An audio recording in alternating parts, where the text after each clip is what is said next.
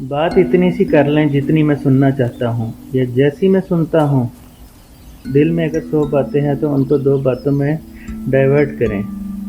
फिर वो 2 बातें करें और इन 2 बातों का मुझसे एक जवाब लें, बहस ना करें। मतलब की बात करें, मतलब का जवाब लें। जितना रहूँगा मुखलिस रहूँगा, बेफ़िक्र रहें। ज़्यादा बात नहीं हो पाएगी, ज़्यादा फ़िक्र नहीं हो पाएगी।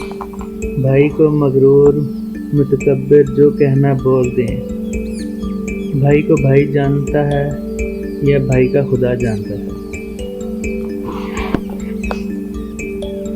किसी का भला ना कर सको तो बुरा करने की भी कोशिश ना करो। ये दुनिया कमज़ोर है, दुनिया बनाने वाला नहीं। कभी मैयत के इर्द गिर्द बयान करते हुए और ऊंची ऊंची आवाज़ में रोते हुए लोग देखे हैं।